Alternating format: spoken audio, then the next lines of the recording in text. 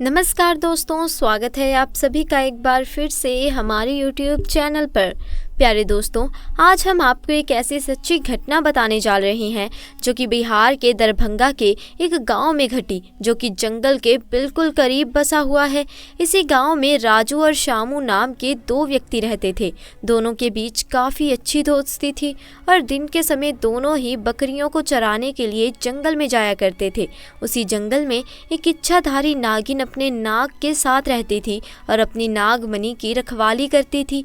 एक बार शामू की एक बकरी घने जंगल में चली गई तो शामू ने राजू से कहा कि तुम आज मेरी बाकी बकरियों को लेकर घर वापस चले जाओ और मैं अपनी इस बकरी को जंगल के अंदर से ढूंढ कर लाता हूँ, जो शायद जंगल में थोड़ा अंदर चली गई है।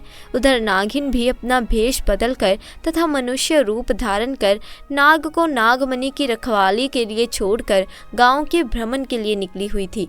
जब शामू अपनी बकरी को ढूंढते हुए उस गांव में पहुंचा तो पेड़ के नीचे बने बिल में से उसे तेज रोशनी आती दिखाई दी। उसे लगा कि कोई कीमती हीरा या आभूषण उसके नीचे छुपा हुआ है, तो उसने उसी पेड़ की टहनी को तोड़ा और एक बड़ा सा डंडा बना लिया और उस बिल को जोर जोर से मारकर तोड़ने लगा। उस बिल को तोड़ते समय शामू बहुत तेजी से डंडे से वार कर रहा था, जिसमें से दो चोट बिल के अंदर मौजूद नाग पर लग गई और नाग ने उसी समय अपना दम तोड़ दिया। जब शामू ने मरे हुए नाग को देखा और उसके पास तेज चमकती हुई मणि को देखा तो वो समझ गया कि वह चमकती हुई चीज़ कुछ और नहीं बल्कि एक नागमणि है। उसने पहले नाग को डंडे से हिलाया और यह सुनिश्चित किया कि नाग मर गया है या जिंदा है। फिर उसने जब इस बात को पक्का कर लिया कि नाग मर गया है तो उसने अपनी जेब से रुमाल निकाल कर उसके अंदर उस नागमणि को रख लिया और भागता हुआ तेजी से घर को निकल गया और ये भी भूल गया कि वह जंगल में अपनी बकरी को ढूंढने आया था और वह बकरी अभी भी जंगल में रह गई थी। इधर जब नागिन वापस अपने बिल की तरफ लौटी तो जैसे ही उसने नागमणि गायब पाई और अपने नाग को मरा हुआ देखा तो वो गुस्से से आग बबूला हो गई। उसने अपनी शक्ति से नाग की आंखों में ये देख लिया था कि उसके नाग का कातिल कौन है। शामू ने अब एक बहुत बड़ी गलती कर दी थी। उसने नाग के मरे हुए शरीर को वहीं जंगल में ही छोड़ दिया था। अगर वह नाग के शरीर को उसी समय जला देता तो शायद नागिन को उसके बारे में पता नहीं चलता। उधर शामू बहुत खुश था क्योंकि उसे दुनिया की सबसे शक्तिशाली चीज़ मिल गई थी, यानी नागमणि मिल चुकी थी। शामू जब घर पहुंचा तो सबसे पहले उसने नागमणि अपने हाथ में पकड़ी, इच्छा जाहिर की कि जंगल में खो गई बकरी उसे वापस मिल जाए। तो चमत्कार ऐसा हुआ कि अगले ही पल वह बकरी उसके दरवाजे के बाहर खड़ी थी। शामू यह सब देखकर बहुत खुश हो गया। उसने नागमणि की सहायता से अपने घर को ही बदल दिया और अब गाँव का सबसे अमीर इंसान बन चुका था, और वह भी केवल और केवल नागमणि की मदद से। अपने नाग की हत्या का बदला लेने के लिए नागिन आग बबूला हुई थी, परंतु वह विवश थी क्योंकि शामू के पास नागमणि थी और वह तब तक शामू को नुकसान नहीं पहुंचा सकती थी जब तक उसके पास वह नागमणि मौजूद थी। दोस्तों, कहते हैं कि इच्छाधारी नागिन बगैर नागमणि के भी कोई भी रूप धारण कर सकती है। अपनी शक्ति का फायदा उठाकर नागिन एक सुंदर कन्या का रूप धारण करती है और शामू किसी काम से दूसरे गांव जा रहा था तो उसके बीच रास्ते में बैठ गई और रोने लगी। जब शामू ने देखा कि एक बहुत ही सुंदर स्त्री रो रही है तो वह तुरंत बैलगाड़ी से नीचे उतरा और उस कन्या से पूछने लगा कि आप क्यों रो रही हो। सुंदर स्त्री के भेष में वही नागिन थी।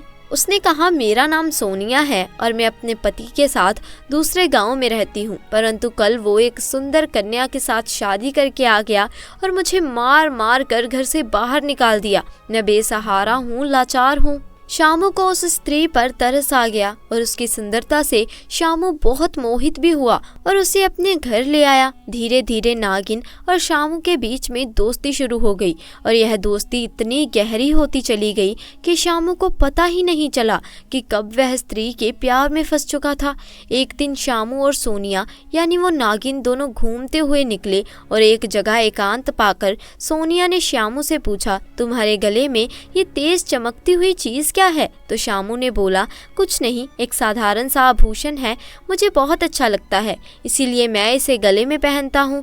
दोस्तों यह वही आभूषण था जिसे आप नागमणि के नाम से जानते हैं।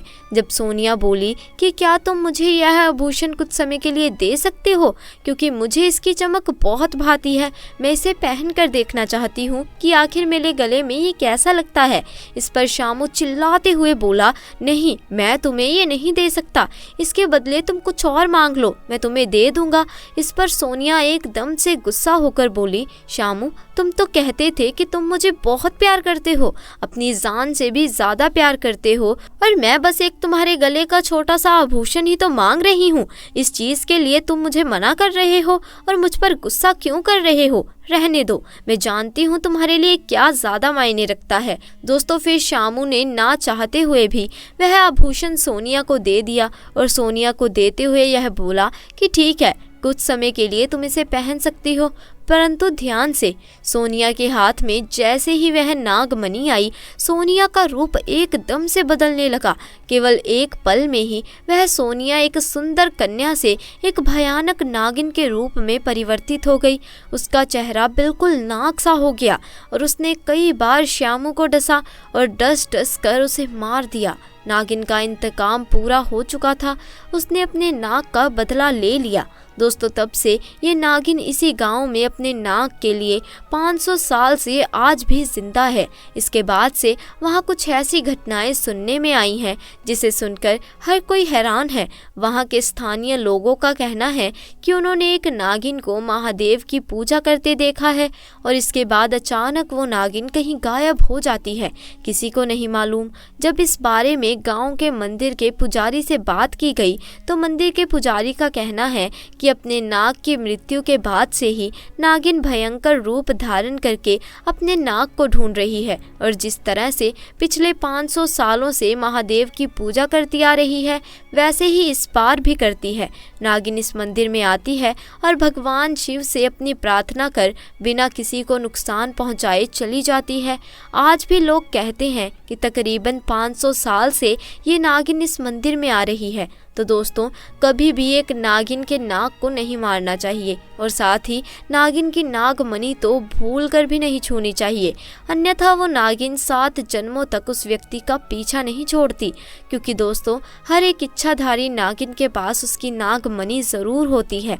कहते हैं जब स्वाति नक्षत्र की पहली बारिश होती है तो उसकी पहली बूंद अगर कोबरा सांप के मुंह में चली जाए तो वह सांप अपने मुंह में नागमणि उत्पन्न करता है। जब एक सांप नागमणि पा लेता है तो उसमें कई सारी शक्तियां आ जाती हैं, जैसे कि नाग का मनुष्य रूप धारण करना, मनचाही जगह पर पलक झपकते ही आ जाना, अपना आकार कितना भी बड़ा कर देना और कितना भी छोटा कर लेना, यह सभी शक्तियां उसके पास आ जाती हैं। तो दोस्तों अगर आपको आज की ये घटना पसंद आई हो तो इसे लाइक करें, शेयर करें और अगर आपने अभी तक हमारे चैनल को सब्सक्राइब नहीं किया तो चैनल को भी जल्दी से जाकर सब्सक्राइब कर लीजिए। जल्द मिलेंगे ऐसी ही नई जानकारी के साथ, तब तक के लिए आपका बहुत बहुत धन्यवाद।